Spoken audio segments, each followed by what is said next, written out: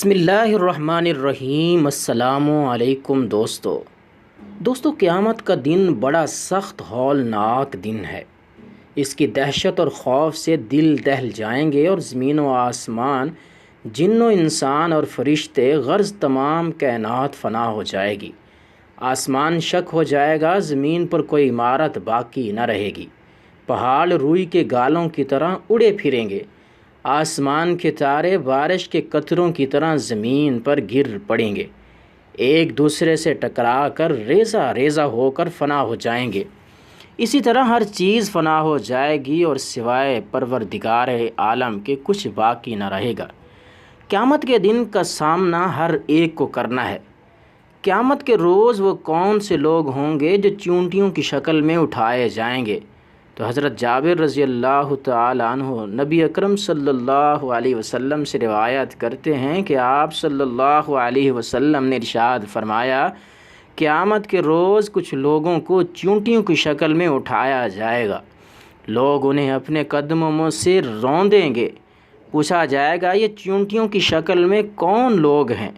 انہیں بتایا جائے گا کہ یہ وہ لوگ ہیں جو تکبر کرتے تھے۔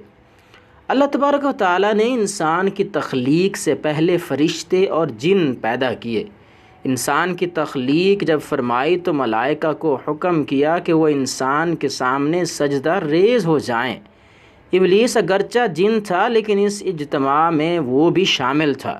سارے ملائکہ نے حکم خداوندی کی تعمیل کی لیکن ابلیس نے سجدہ نہیں کیا۔ اسے نافرمانی کی وجہ کیا تھی؟ ابلیس آگ سے پیدا کیا گیا تھا اور انسان کو مٹی سے تخلیق کیا گیا۔ اسے یہ گمانڈ لاحق ہوا کہ آگ مٹی سے درجے میں بلند ہے، اس لیے بلند مخلوق ہو کر پست مخلوق کے سامنے سجدہ کرنا اسے گوارا نہیں ہوا۔ اس نافرمانی کی سزا اسے کیا ملی کہ قیامت تک کے لیے ملعون ٹھہرا۔ اس واقعے کی تفصیل قرآن کریم میں جگہ جگہ ملتی ہے۔ مثلا سورۃ بنی اسرائیل میں فرمایا، اور یاد کرو جب ہم نے ملائکہ سے کہا کہ آدم کو سجدہ کرو تو سب نے سجدہ کیا مگر اس نے انکار کر دیا۔ اس نے کہا کہ کیا میں اس کو سجدہ کروں جسے تو نے مٹی سے بنایا ہے؟ پھر وہ بولا، دیکھ تو صحیح کیا اس قابل تھا کہ اس سے مجھ پر فضیلت دی۔ اگر تو مجھے قیامت کے دن تک مہلت دے تو میں اس کی پوری نسل کی بیخ کنی کر ڈالوں، بس تھوڑے ہی لوگ مجھ سے بچ سکیں گے۔ اللہ تبارک و تعالیٰ نے ارشاد فرمایا، اچھا تو جا، ان میں سے جو بھی تیری پیروی کریں تجھ سمیت ان سب کے لیے جہنم ہی بھرپور جزا ہے۔ تو جس جس کو اپنی دعوت سے پھسلا سکتا ہے پھسلا لے، ان پر اپنے سوار اور پیادے چڑھا لا، مار اور اولاد میں ان کے ساتھ ساجھا لگا اور ان کو وعدوں کے جال میں پھنسا، اور شیطان کے وعدے ایک دھوکے کے سوا اور کچھ بھی نہیں۔ یقیناً میرے بندوں پر تجھے کوئی اقتدار حاصل نہ ہوگا اور توکل کے لیے تیرا رب کافی ہے۔ شیطان کا غرور میں مبتلا ہو جانا تاریخ انسانی کی اس کبھی ترین جرم کا پہلا آمنا سامنا تھا۔ شیطان نے چونکہ اللہ سے مہلت ہی اس لیے مانگی ہے کہ وہ بنی نوع انسان کو صراط المستقیم سے پھسلا دے، اس لیے اس نے اپنی یہ خبیث خصلت انسان کے اندر بھی سرایت کر دی ہے۔ نمرود و فرعون آخر کس مرض میں مبتلا تھے؟ وہ یہی غرور اور تکبر تھا جس نے ان کو اس وہم میں برباد کر دیا کہ ہم ناقابل تسخیر ہیں، لیکن غرور کا سر ہمیشہ نیچا ہوتا ہے کہ ان کی داستان بھی نہ رہی داستانوں میں۔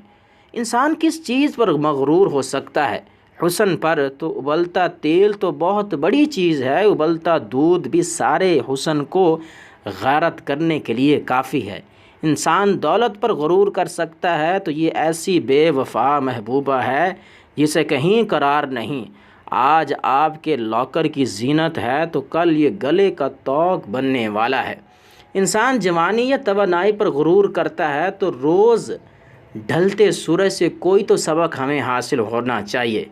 انسان ذہانت العلم پر اگر غرور کرے تو ارسطو اور سقراط سب کچھ تھے مگر مغرور نہیں تھے۔ انسان اپنے عہدے پر غرور کرتا ہے تو یہ کس کا باقی رہا؟ کل جن پر حکم چلاتے تھے ریٹائرمنٹ کے دوسرے دن انہی کی خدمت میں حاضر ہو کر پینشن پیش کرتے ہیں۔ الغرض فانی چیزوں پر غرور کیوں کر ہو؟ ہمارے پاس جو کچھ بھی ہے وہ یا تو اللہ کا عطا کردہ ہے یا ہم نے غلط راستوں سے اس کو ہاتھ لیا ہے۔ دونوں کو ہم سے چھیننے کا کلی اختیار اللہ کے ہاتھ میں ہے۔ جس چیز میں دوام نہیں اس پر غرور کرنا انتہائی پست درجے کے لوگوں کا کام ہے۔ غرور چونکہ ایک شیطانی صفت ہے، اس لیے یہ انسان سے اس کی انسانی صفات چھین لیتا ہے۔ دوسروں کو حقیر سمجھ کر ان سے بے اعتنائی اور کنارہ کشی اختیار کرنا اس کا پہلا لازمی نتیجہ ہے۔ اس طرح انسان دوسروں کی محبت، رفاقت اور نیک مشوروں سے محروم ہو جاتا ہے۔ خود اس کے اندر چڑچڑا پن پیدا ہو جاتا ہے اور وہ سماج سے الگ تھلگ ہو کر رہ جاتا ہے۔ وقت کی ضرورت اسے اپنے خود پر عائد کردہ تنہائی کا احساس تو ہو جاتا ہے، لیکن اب کیا پچھتانا ہوت کا کہ جب چڑیاں چگ گئیں کھیت۔ انسانی تاریخ میں جو عظیم ترین ہستی وجود میں آئی ہے اور تا قیامت جس کا ثانی پیدا نہیں ہوگا، وہ ہمارے پیارے نبی حضرت محمد مصطفیٰ صلی اللہ علیہ وسلم کی ذات بابرکت ہے۔ ہمارا ایمان ہے کہ آپ ابتدائے آفرینش سے منتہائے کائنات تک سب سے زیادہ باسعادت شخصیت ہیں۔ ان تمام انعامات اور اکرام کے باوجود جو اللہ تبارک و تعالیٰ نے آپ پر عنایت فرمائے، آپ کا اپنے رب کے سامنے انکساری کا یہ عالم تھا کہ راتوں طویل قیام و سجود سے پائے نازنین میں ورم ظاہر ہو جاتا، اور لوگوں کے ساتھ تعلق کا عالم یہ کہ جب کوئی آپ سے ہم کلام ہو جاتا تو صرف اپنا روئے انور اس کی طرف نہیں کرتے بلکہ اپنے پورے جسم مبارک کو اس کی طرف موڑ دیتے۔ آپ نے ہمیں تعلیم دی کہ تکبر صرف اللہ کو زیب دے سکتا ہے، کیونکہ اس کی صفات ازلی ہیں، کوئی ان کو چھین نہیں سکتا، اور اس کے کمالات کا کوئی زوال نہیں۔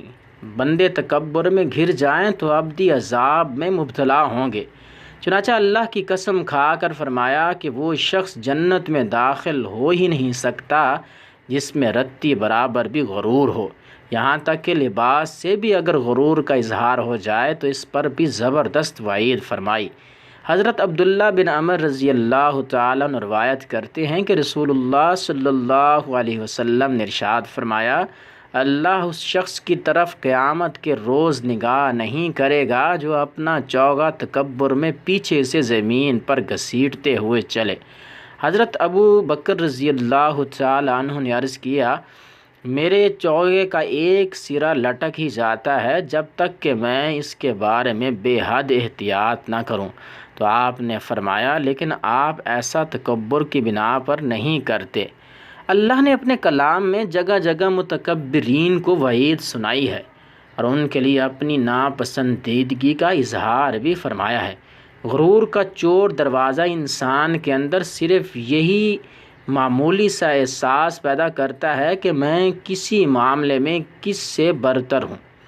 یہ احساس جہاں شروع ہوا سمجھ لیجئے کہ شیطان نے اپنا ڈیرا جما لیا۔ ہمیں ہر وقت اس حقیقت کو سمجھ لینا چاہیے کہ ہم فانی ہیں، ہمارے پاس جو کچھ وہ بھی فانی ہے، تو فانی چیزوں پر ہمیں غرور نہیں کرنا چاہیے۔ اپنوں کو اوروں سے کم تر سمجھنے میں ہی عافیت ہے، اور حقیقت تو یہ ہے کہ دنیا کی اس چاند روزہ زندگی میں برتری یا ابتری کا فیصلہ ہی کیا ہوگا، فیصلہ تو یوم الفصل کو ہوگا۔ کیا معلوم اس دن کون بارگاہ خداوندی میں مقبول ہو اور کون معتوب۔ اللہ ہمیں غرور اور تکبر کے ادنیٰ شائبے سے بھی ہم سب کی حفاظت فرمائے، آمین یا رب العالمین۔ السلام علیکم۔